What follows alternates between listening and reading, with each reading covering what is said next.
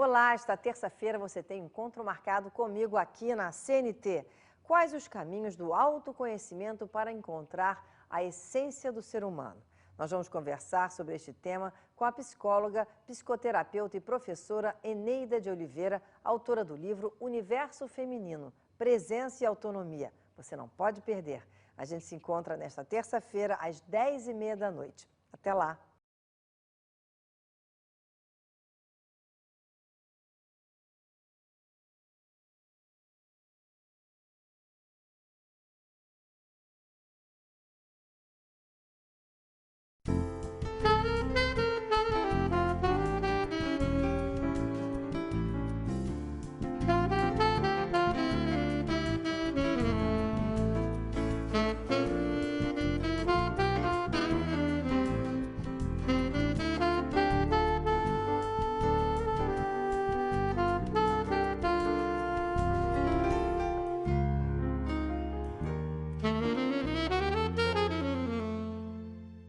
Boa noite. A busca pela nossa identidade interior, da nossa essência, através do autoconhecimento e da espiritualidade. É o que vamos conversar com a nossa entrevistada de hoje. Ela é formada em psicologia pela Universidade Federal do Rio de Janeiro. É especialista em psicologia junguiana e também dá aulas de yoga e de educação pelo movimento. É autora do livro Universo Feminino, Presença e Autonomia. E agora, depois de 40 anos atuando em consultório, começou a atender na casa dos pacientes. E recebo no Márcia Peltier entrevista de hoje a psicóloga, psicoterapeuta e professora Eneida de Oliveira. Eneida, é um prazer enorme ter você aqui hoje. Eu acho que esse assunto sobre o autoconhecimento, a espiritualidade, acho que nunca esteve tão em pauta na vida das pessoas. Mas a minha pergunta para começar a nossa entrevista é assim: por que as pessoas chegam a um determinado momento da vida e saem em busca do autoconhecimento? Então, Márcia, eu quero dizer que o prazer também é meu. É sempre muito bom conversar com você. E respondendo a sua pergunta, né, por que as pessoas saem em busca de um autoconhecimento?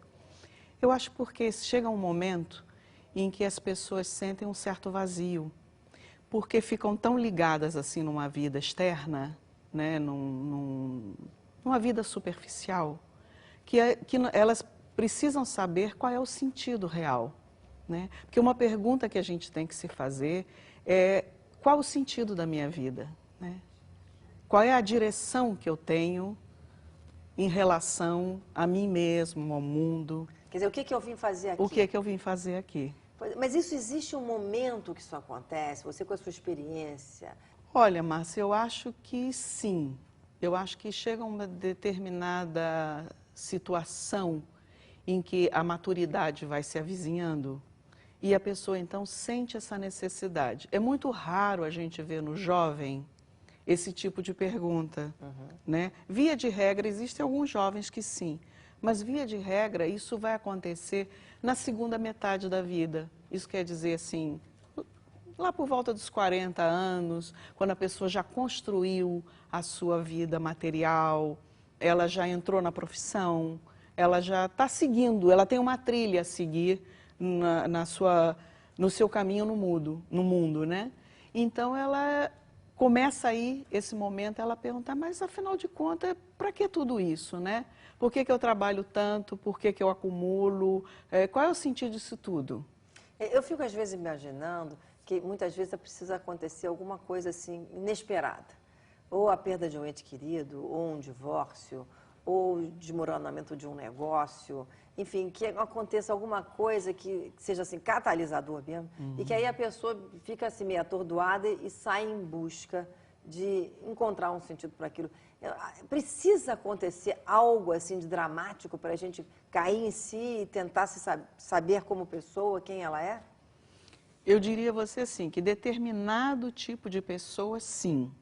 Porque existem pessoas que têm assim uma postura mais, vamos dizer assim, mais espiritualizada, né? Mais ligada no emocional, e outras pessoas que são mais concretas, objetivas, né? Materialistas. Então, esse tipo de pessoa que tem uma visão muito objetiva, ela precisa de uma sacudida, de algum acontecimento que a faça pensar. Mas existe um outro tipo de pessoa que é mais reflexiva, mas às vezes introversiva, essa não, essa já vem pensando ao longo do seu tempo, né? Eu me imagino, às vezes, assim, de experiência de pessoas que a gente conhece, que às vezes uma doença faz a pessoa querer mudar a vida. Também, claro. Querer mudar a vida, porque muitas vezes com isso a pessoa abre o olho e diz, não, mas não é nada disso que eu quero. Aí eu pergunto, é a psicologia que vai ajudar ou é o caminho da espiritualidade? Como é que você, como terapeuta, coordena esses dois aspectos? Então, é interessante a sua pergunta, porque, na verdade, a espiritualidade, ela deve ficar inserida dentro da psicologia. Deve, porque na maioria das vezes as pessoas dizem, não, psicologia não tem nada a ver com espiritualidade. Tem ou não tem, Eneida? Olha, na minha opinião, tem sim. Porque a gente tem que entender, assim, primeiro o que é a espiritualidade, né? Como é que eu vejo a espiritualidade? A espiritualidade é a sutilização do ser humano, né? É a busca justamente da sua transcendência, da sua humanidade.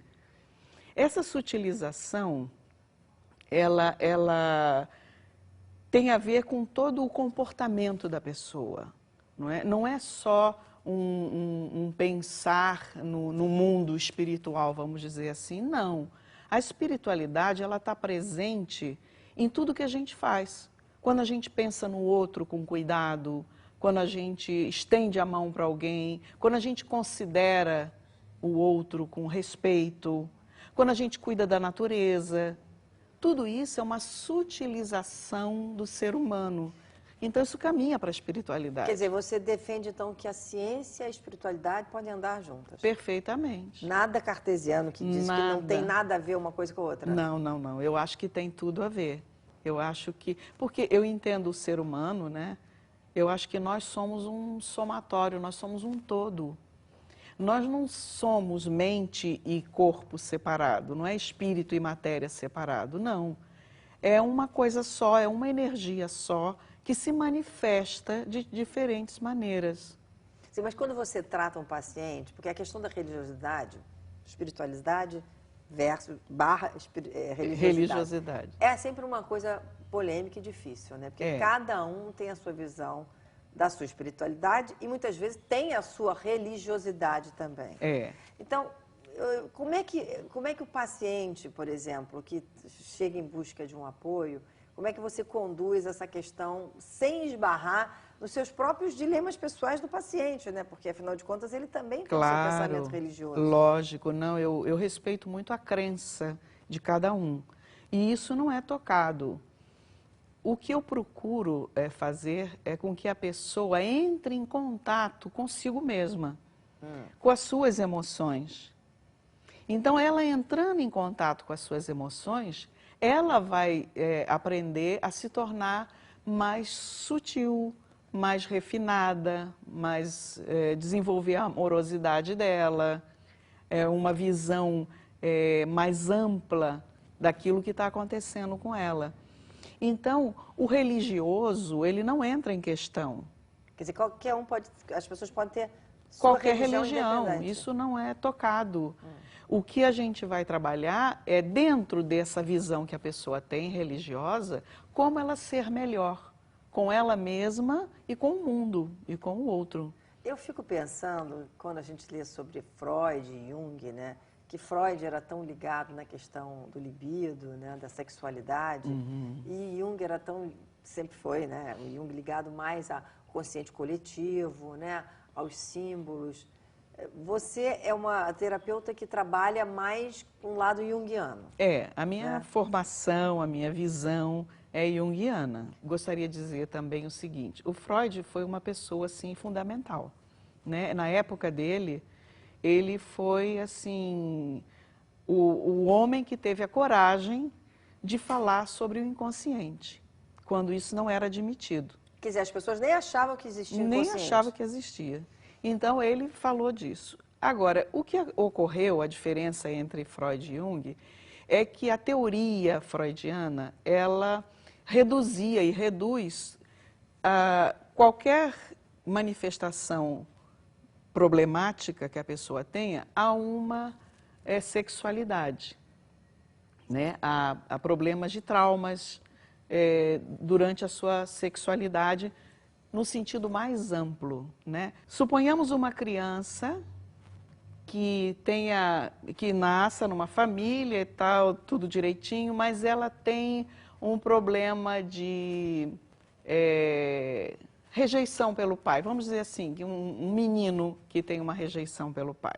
Esse menino, ele vai correr para a mãe porque é o apoio que ele tem, é o suporte que ele tem. Bom, na visão freudiana, isso vai ficar retido nessa identificação com a mãe a nível da sua sexualidade. Numa visão junguiana, vai mais para frente, porque justamente o que o Jung disse é o seguinte: o Jung não negou a sexualidade, apenas ele disse que a libido, ela é psíquica, ela é tanto sexual quanto psíquica, ela é um todo da pessoa. E o Freud disse que não, que a libido era só sexual. Nós vamos ter que ir para o intervalo, Eneida? Sim. E na volta eu queria falar mais sobre Jung e de todas as experiências de Jung. Jung foi até para a Índia. E às vezes a gente não tem essa noção de como ele foi um homem avançado no sentido assim de abertura para outras culturas. Porque ele experienciou tudo nele, né? Tudo nele. Então, na volta vamos falar sobre isso, tá bom? Com prazer. Nós voltamos aqui com Eneida de Oliveira, psicóloga, psicoterapeuta e professora aqui no Copacabana Palace. Obra importante para os Jogos de 2016 é a Transolímpica, que vai ligar o Complexo Olímpico na Barra e o Polo de Competições de Deodoro na Zona Norte. Mas a importância dela vai muito além das Olimpíadas, porque mais de 400 mil cariocas vão se beneficiar do novo percurso bem mais rápido. A Transolímpica terá 26 quilômetros com faixas exclusivas para os ônibus do sistema BRT e mais 4 faixas para veículos. Assim, a Prefeitura do Rio vai fazendo da Cidade Olímpica uma cidade melhor para todos.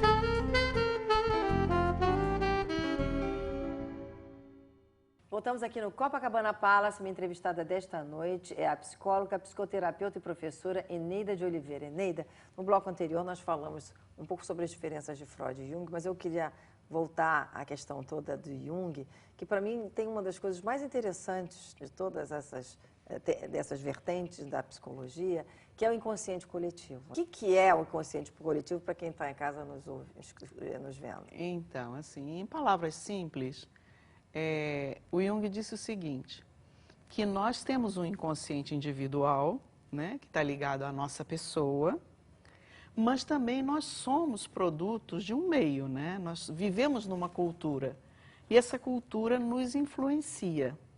Então, nós também temos uma parte do inconsciente que pertence a esse coletivo.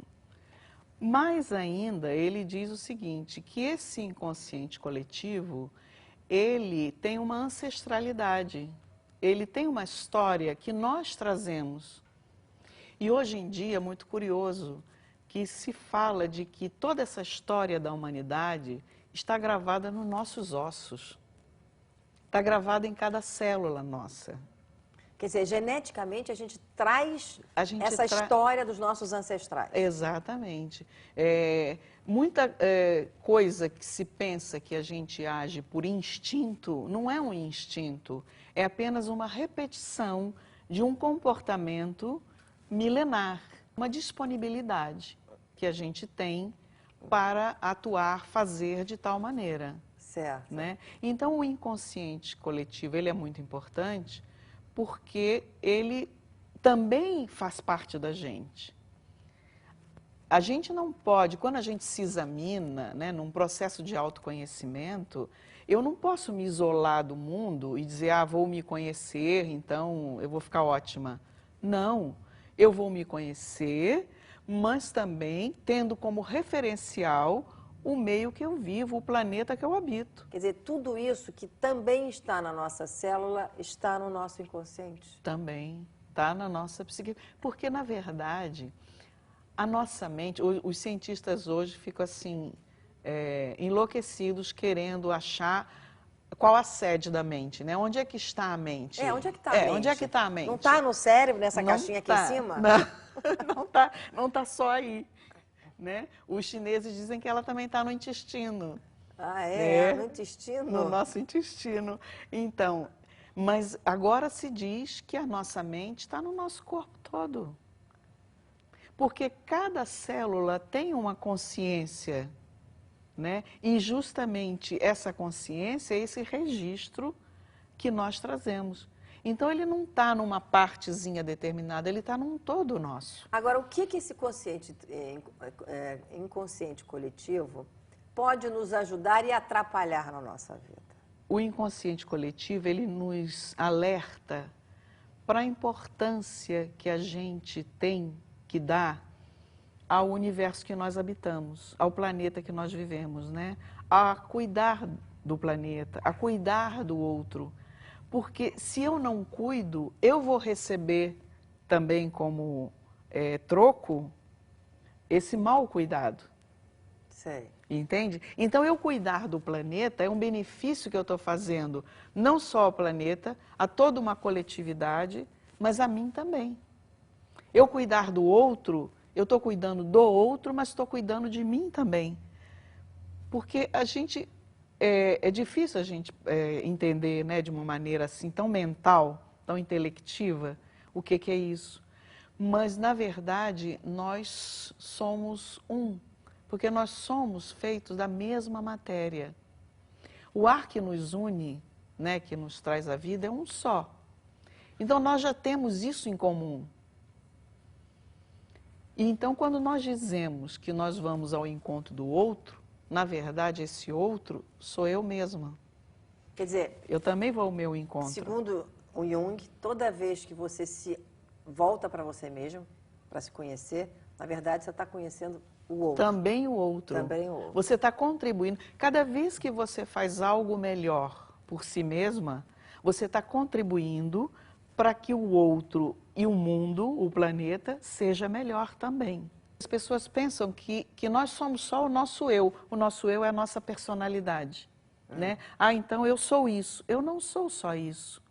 Eu sou isso e mais tudo que eu trago comigo e as minhas circunstâncias. Agora, quando é que isso começa a virar problema? Quando o inconsciente coletivo traz à tona o quê? Quando as pessoas fazem guerra, quando as pessoas não se amam, quando as pessoas procuram destruir o outro.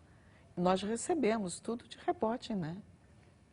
O Jung foi uma personalidade muito complexa, né? Foi. Foi um homem muito diferente do seu tempo. Do seu tempo, com certeza. Por que ele sentiu necessidade de ir em busca de outras culturas para entender o ser humano? Porque ele, desde pequeno, ele já tinha, assim, certas manifestações, certas percepções que não eram comuns aos outros meninos, às outras crianças e até aos outros adultos também. Ele era capaz de dizer para uma pessoa, né, dizer assim, não faça isso porque vai acontecer aquilo.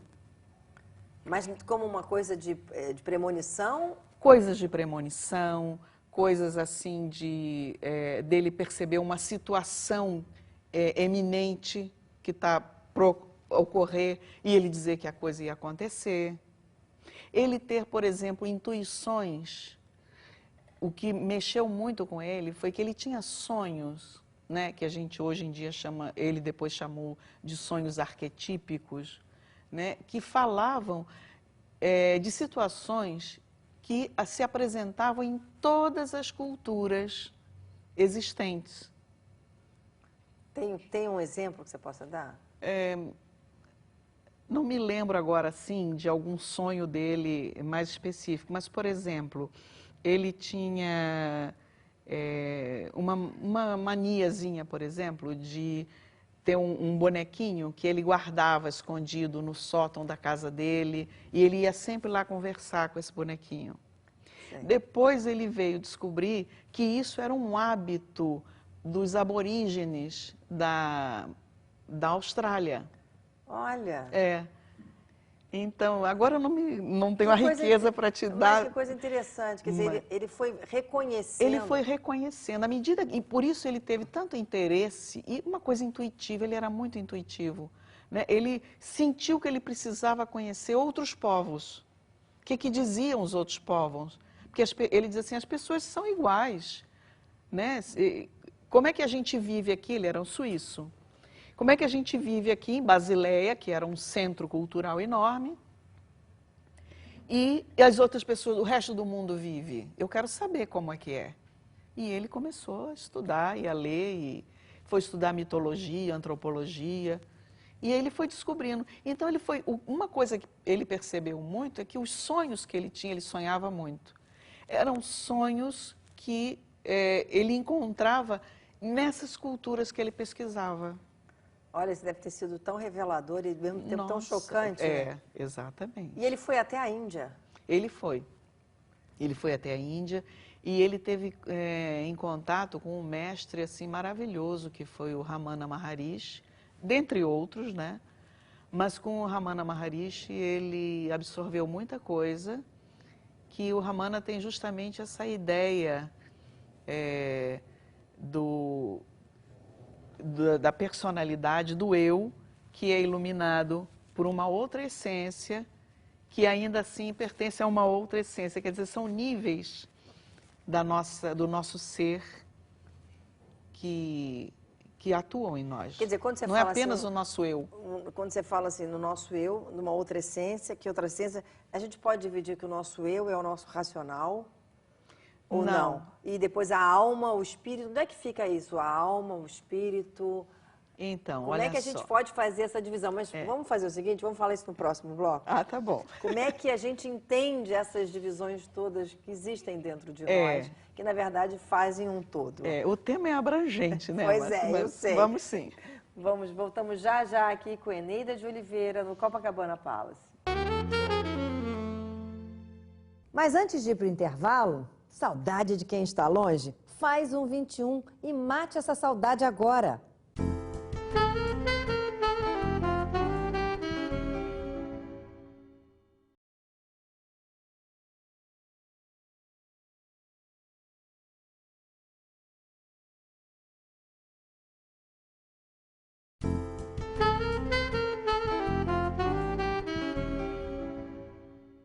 Voltamos aqui com a psicóloga, psicoterapeuta e professora Eneida de Oliveira. O nosso tema é super abrangente, a gente está falando sobre autoconhecimento e espiritualidade, já abordamos o Freud e agora o Jung, e eu estava querendo entender como é que a gente faz essa divisão, Eneida? Meu ego, meu eu, meu pensamento, minha alma, como é que é isso? Pois é, Márcia, o que ocorre, eu acho que esse é o nosso problema como ser humano, né? A gente precisa sempre dividir em departamentos, né? A nossa mente tão relativa, ela necessita dessa divisão. Então, por uma questão didática, a gente divide. Mas, na verdade, não existe divisão nenhuma. Por exemplo, nós temos então o nosso eu, que é a nossa personalidade. Temos a nossa alma, que é onde estão assim as nossas emoções, né? Os nossos sentimentos, aquilo que toca a nossa alma. A nossa alma se alimenta de quê? De coisas que nos fazem bem, né? Da beleza, da harmonia. Então, esse é o nível da alma, vamos dizer assim, é o nível da sensibilidade. E o espírito, que é, vamos dizer, o alento, a energia, né? O sopro em nós, essa consciência que nós trazemos e que nos traz um entendimento mais amplo. Deixa eu te dizer uma coisa que eu acho que pode ajudar as pessoas que nos ouvem. Nós, como humanos, nós somos seres telúricos, quer dizer, nós pertencemos à Terra, mas somos seres cósmicos também, porque nós pertencemos ao cosmos, né? Então, o grande símbolo do homem é a cruz. porque é o vertical com o horizontal. E justamente nessa inserção é que a consciência deve desabrochar para se amplificar e então ter uma percepção do todo do céu e da terra. Ai, que lindo isso. Isso sem falar no símbolo cristão, não tem a ver com o religioso do símbolo cristão, tá? É um símbolo do homem, do ser humano, como humanidade, porque nós estamos entre o céu e a terra, então nós estamos nessa interseção entre o vertical e o horizontal. E justamente dessa junção é que desabrocha a nossa consciência mais plena, mais ampliada, amplificada. Nas culturas orientais, o entendimento também é esse? É. O oriental, quer dizer, sobretudo, assim, a cultura indiana, que é o que eu conheço um pouco mais, o budismo, né, os Vedas, o Vedanta, tem esse pensamento. Como é que a gente cultiva isso nesse mundo, Eneida? Eu acho assim, que se a gente cultivar a amorosidade, a compaixão, a beleza, a harmonia,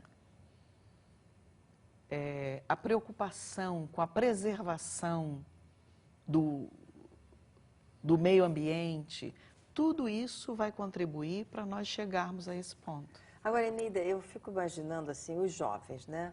Porque quando você chega numa fase da sua vida, você, como você mesmo contou aqui no início, você já fez muita coisa, você já tem tempo para parar e para pensar. Uhum. O jovem vive, né, continuamente, ato contínuo, jovem, e as pessoas que estão aí batalhando muito no mercado de trabalho, tem aquela, chega em casa, já está atrasado, já vai dormir, já está cansado, vê filho, vê marido, vê ninguém. Entendeu? A vida moderna tira muito você desse eixo. É. Né? E aí as pessoas vão para bebida, droga, remédios, né? Como é que a gente consegue transmitir? Ou a gente tem que esperar a pessoa cair em si? Não, eu acho que a gente deve fazer assim, eu pelo menos procuro, né, divulgar, como estou falando aqui com você, gente, acorda, nós não somos apenas isso, nós somos isso e também aquilo, quer dizer, nós somos matéria, mas somos espírito também. Há 30, 40 anos atrás não havia tanto esse movimento. Se bem que na década de 60, com o movimento hippie, foi um movimento que já procurou um pouco isso, né? Já quis, assim, tinha um anseio de, o que está além disso aqui? E daí veio vindo e a coisa veio se modificando. Agora, você que tem um trabalho também com pessoas de doenças terminais em casa, que você achei uma coisa super interessante esse trabalho que você faz, que você vai na casa para fazer atendimento. Uhum. Uma pessoa que está neste momento da vida, qual é o conforto que ela tem? É saber o quê? Que ela justamente faz parte desse outro lado? Exatamente. É aí que ela encontra? É aí que ela encontra, exatamente. O que eu procuro fazer é justamente resgatar da pessoa essa identidade que ela desconhece. Desconhece, né? Desconhece, de um modo geral desconhece. Os homens são mais difíceis de serem levados a entrar nesse mundo, Eneida, do que as mulheres? Olha, a gente generalizar é sempre perigoso, né? Sei. A gente não pode. Mas vamos dizer que sim, porque a mulher ela tem mais uma disposição para o sensível. Uhum. Embora a gente saiba que homens que despertaram em si essa sensibilidade, eles estão muito mais disponíveis para essa percepção também.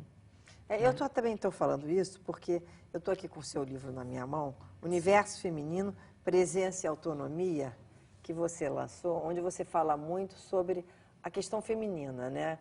O universo da mulher.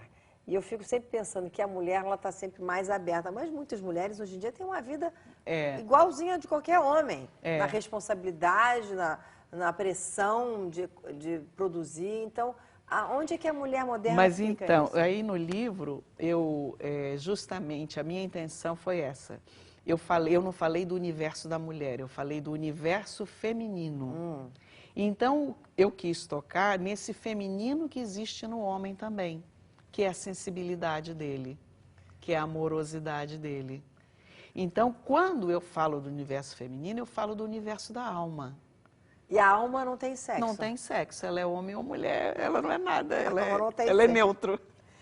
Para as pessoas, nesse mundo tão tecnológico, parar para pensar em alma e espírito deve ser difícil, né? Eu penso que nós estamos mudando já bastante, né? Existe todo um movimento desse resgate, porque as pessoas estão vendo que, por exemplo, com essa devolução que a natureza está nos dando, né? Com esses cataclismas todos, e maremotos e vulcões, e enfim, tudo isso que tem acontecido, o ser humano está parando para pensar um pouquinho no que ele já fez. Uhum. Então, eu acho que é uma hora de muita mudança. Eu acho que está mudando, sim. Sabe? Já estamos mudando há algum tempo. Quer dizer que o autoconhecimento, na verdade, quando você fala da gente trabalhar o seu próprio autoconhecimento, significa também resgatar essa alma imortal? Com certeza. Senão, não há autoconhecimento? Senão, não há autoconhecimento. Se a gente não entrar em contato com essa alma, com esse universo nosso do sentir, a gente não vai poder resgatar nada. Porque o que as pessoas ficam é preocupadas com o universo do ter, né? Eu tenho que ter isso, eu tenho aquilo, eu tenho. E esse universo é um universo falido, porque ele é um universo que acaba, né? Haja visto, eu tenho uma linda casa, tenho um lindo carro, aí daqui a pouco a terra se abre e engole tudo. E aí eu fico com o quê? O que restou de mim? Estou sem minha casa, sem meu carro. Resta você, né? Não é? Então é essa a nossa... Eneida, a gente vai ter que ir para o intervalo no próximo bloco. Eu queria falar sobre educação. Como é que você vê que a educação, que deveria contar com esses aspectos também, nos jovens, nas crianças, que é uma coisa que a gente ou fala de religião ou fala de ética, mas não fala da espiritualidade muitas vezes. Tá bom? Tá bom. Nós voltamos já já aqui com a psicóloga, psicoterapeuta e professora Eneida de Oliveira no Copacabana Palace.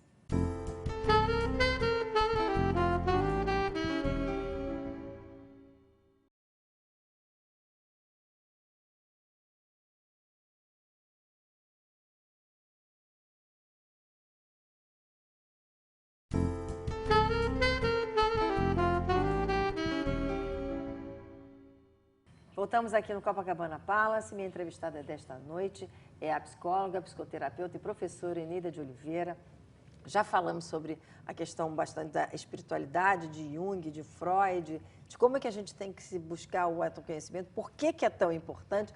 Mas e as crianças, Eneida? Pois é. Como é que a gente leva isso para as nossas crianças, para os nossos filhos, para os nossos netos, para que eles tenham essa consciência mais aprimorada? Acho que vivemos numa comunidade que a gente tem que resgatar todos os sentidos. É fundamental que na educação de hoje a gente tenha uma visão ampliada de educação. Isso quer dizer o seguinte, que não basta educar ensinando, né, desenvolvendo o intelecto, o cognitivo.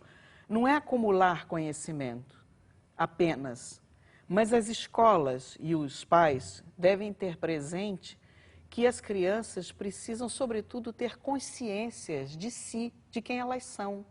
Primeiro, da sua própria presença, né? Contato com o corpo, sua presença, como é que eu me sinto diante de cada situação. Ensinar a criança a se auto-perceber. E isso se pode fazer através de quê? Da arte? A arte é um caminho maravilhoso, a respiração também, o contato, que aí a gente vai ladear um pouco as práticas meditativas, né? Porque as práticas meditativas, a gente trabalha a atenção da criança e essa autopercepção através da respiração. Não precisa fazer nada muito especial, né? Apenas focar na respiração. A arte, a expressão artística é maravilhosa, porque a criança não só aprende a usar o material, como ela aprende a colocar nesse material o sentimento dela. Agora, como é que a gente pode usar, por exemplo, você também é professora de yoga, né? Sim. Nessa hora, o yoga ajuda a criança? Demais. O yoga, ele justamente, a educação pelo yoga é uma educação pelo movimento. Eu desenvolvi vamos dizer assim, uma abordagem em que é uma abordagem psicomotora, em que eu uso justamente essa percepção, o uso da respiração e o uso das técnicas do yoga, dos exercícios de yoga, com foco nessa presença, nesse estar consigo mesmo.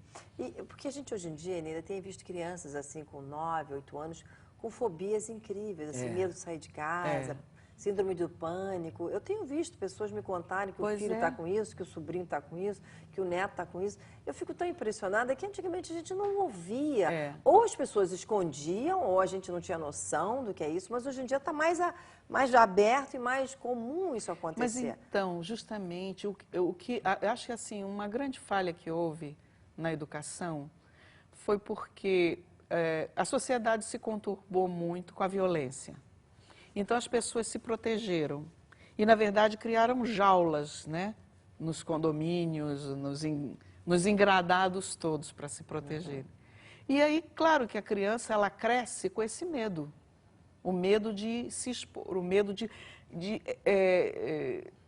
sofrer algum tipo de agressão, porque ela não conta com ela mesma. Ela nem sabe perceber o que ela está sentindo, ela não tem contato com o medo dela. Ela não tem contato com a raiva dela. Ela não tem contato? Ela não tem contato. Porque ela é preservada de tudo? Ela é preservada de tudo.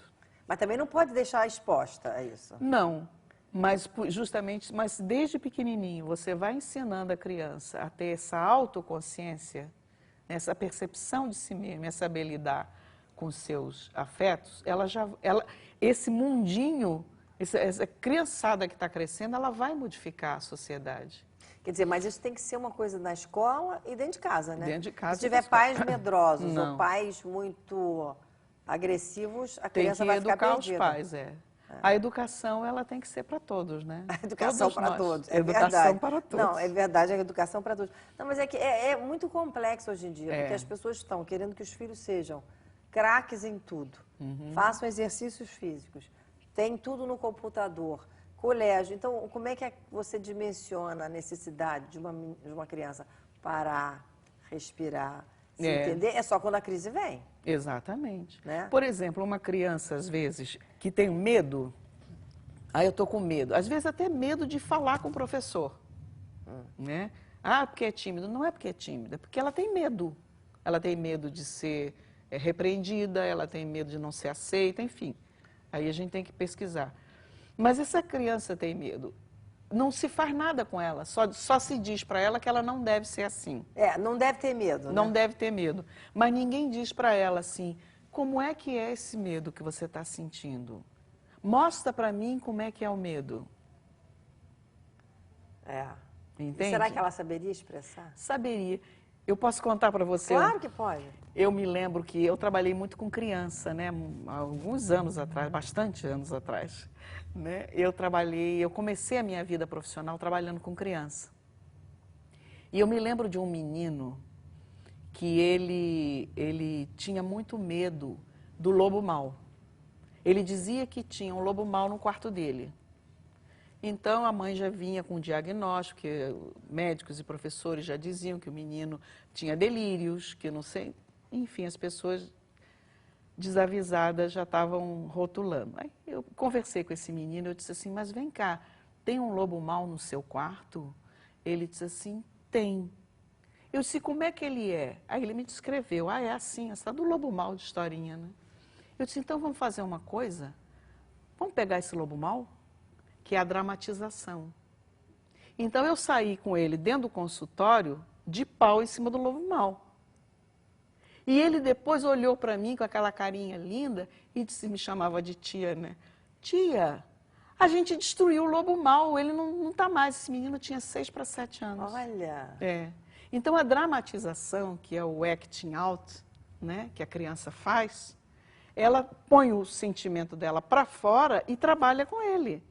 Não é através do entendimento. Por isso que a arte é tão importante. Quando ela faz alguma coisa com a massa ou com a pintura, ela também está fazendo isso. Quer dizer, ela traz o emocional para o concreto. Para o concreto. E aí ela pode ver e até destruir. E destruir e lidar com aquele fato, com medo dela. Aí ele percebeu, o menino, que aquele lobo mau era apenas a representação do medo que ele tinha. Que era o medo de quê? Era o medo de não ser aceito, o medo de não ter êxito, de ser repreendido pelos pais. Enfim, aí era a história dele. A história dele.